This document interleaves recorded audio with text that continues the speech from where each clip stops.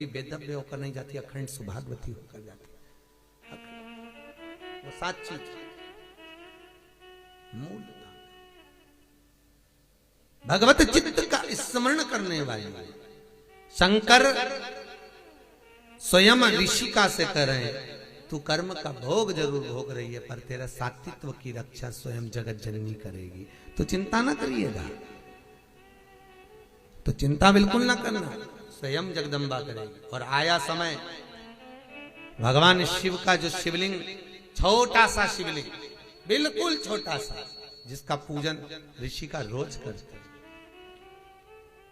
और बहुत ध्यान देना जीजियों, आपसे निवेदन है, आपके घर में जितने पुराने भगवान हैं, ठाकुर जी हैं, देवता हैं, ये सिद्ध हो चुके हैं। कैसे हो गए हैं? सिद्ध। जिस माला से हम जाप करते हैं वो माला हमारी सिद्ध हो जाती है जब जप कर। जिस आसन पर बैठकर हम भगवान की कथा सुनते हैं, जिस आसन पर बैठकर हम भजन करते हैं, जिस आसन पर बैठकर हम स्मरण करते हैं, वो सिद्ध हो जाती है हमारी सिद्धता। बड़ा क्रम है हमारा सिद्धता, तो बड़ी सिद्ध है आपके घर में जो भगवान है। तो भगवान स्वयं कह रहे हैं, भोलेनाथ जी कह रहे हैं कि ऋषिका, जिस शिव की तू आराधना करती है, ऋषिका जिस शंकर का तू पूजन करती है, ऋषिका जिस शिव का तू अनुमोदन करती है, तेरी रक्षा करने वाला यही शिवलिंग है, बस यही।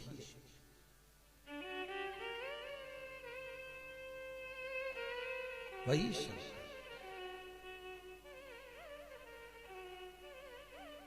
अच्छा, बहुत ध्यान देना, कई लोग कहते हैं शंकर जी घर में नहीं रखना। एक वो महाराज आ गए थे पहले टीवी पे, उन्होंने सबके घर के शंकर जी को निकलवा के पीपल के पेड़ के नीचे रखवा दिया, भगवान ने उनको ही निकाल दिया। बढ़िया सोफे मोफे पे बैठ के सबको बताते रहते थे। उन्होंने एक दिन शंकर जी को निकला, शंकर जी घर में नहीं होना, सबको निकल, शंकर जी ने उनको निकलवा दिया। ले चल, नहीं,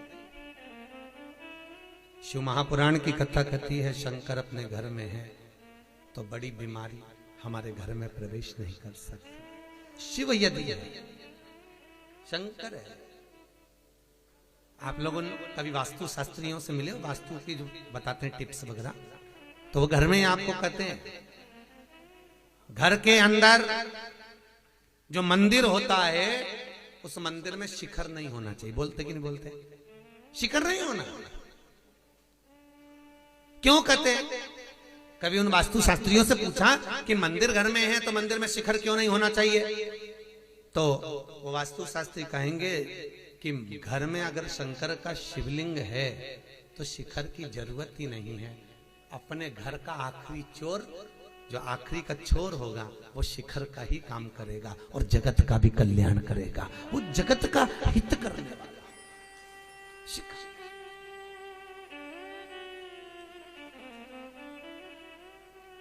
उनसे पूछोगे वो बताएंगे आपको कि मंदिर में अगर शंकर है, मंदिर में अगर शिव विराजमान है, मंदिर में अगर भोलेनाथ विराजे हुए हैं, तो फिर क्या सोचना? फिर नहीं सोचना, शंकर है, शिव है, बैठे हैं। अब एक दिन ऋषि का शिव की आराधना में लगी थी, युवानी अवस्था हो गई, और युवानी अवस्था में जब जवान हो गई, बड़ी सुंदर थी वो, अति रमणीय, अति सुंदर, बहुत सुंदर, बहुत सुंदर। और इतनी सुंदर ऋषिका, इतनी सुंदर थी, शिव का भजन कर रही थी। वहीं पर एक मूड नाम का राक्षस है। क्या नाम था उसका? मूड। और मूड नाम का राक्षस आया और उस मूड नाम के असुर ने आकर जब ऋषिका को देखा तो देखकर उसकी चित्त वृत्ति में, उसके मन में ऋषिका के प्रति प्रेम जागृत हो, काम उत्तेजना जाग, और वो ऋषिका को अपना बनाने के लिए प्रयास कर रहा, और ऋषिका को अपना बनाना चाहिए। बहुत ध्यान दीजिए, एक कथा आपने भागवत जी में सुनी होगी, पवन रेखा की। कौन? कंस की मां, राजा कंस की मां पवन रेखा रजस्वला धर्म के, कौन से धर्म के? रजस्वला धर्म, जो नारी 7 दिन काम नहीं करती, उस रजस्वला धर्म के चौथे दिन बाल धोकर वन में चली गई थी। पवन रेखा, भागवत जी में पंडित जी ने आपने को सुनाया होगा, कंस का जन्म। पवन रेखा चौथे दिन बाल धोकर रजस्वला धर्म के चतुर्थ दिवस में केश धोकर बाहर निकल गए। स्त्रियां धोती हैं बाल तीसरे चौथे दिन, केश धो ले गई वन में। पवन रेखा की सुंदरता को द्रुमलिक नाम के राक्षस ने देख लिया था, बड़ी सुंदर है। और पवन रेखा के पति उग्रसेन जी का रूप रखकर वो द्रुमलिक राक्षस पवन रेखा के घर में चले गया, उन्हीं के साथ रहने लगा और उसी के द्वारा गर्भ ठेर गया पवन रेखा का। जो औलाद पैदा हुई वो कंस जैसी पैदा हुई, राक्षस कंस पैदा, वो द्रुमलिक नाम के राक्षस का संतान। कंस कितने भाई थे? अरे जम के बोलो जरा। कृष्ण कितने भाई थे? नहीं, कृष्ण पूरे कितने थे? 8। कितने थे? 8। 6 तो वो 7वें नंबर के दाऊद जी और 8वें नंबर के कनिंग। कृष्ण कितने भाई हैं? 8। कंस कितने भाई हैं? 8। कंस कितने भाई हैं? 8। और 8 भाई राजा कंस के स्वयं को मिलाकर जब 8 है तो जो 7 भाई थे कंस के, वो भगवान की भक्ति में डूबने वाले थे, स्मरण करने वाले थे, दान पुण्य करने वाले थे, नाम कीर्तन करने वाले थे, नाम स्मरण करने वाले थे। कंस के 8 भाई, थोड़ा प्रश्न बढ़ाइए, कंस के आ गया। 7 के 7 भगवान की भक्ति में डूबने वाले, और जो 8वें नंबर का जो कंस था वो गलत काम करने वाला। तो सबको आश्चर्य हुआ, बात क्या हुई?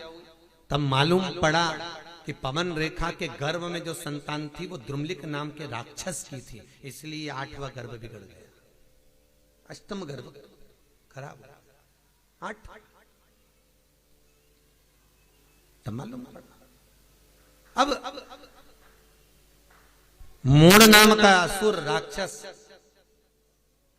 ऋषिका को अपना बनाना चाहता था, ऋषि का भजन में डूबी हुई थी। बहुत ध्यान देना साहब, राजा श्वेत भजन में डूबे, मृत्यु देवी को भी मरना पड़ा था, यमराज के भी प्राण छूट गए थे महाराज, यमराज के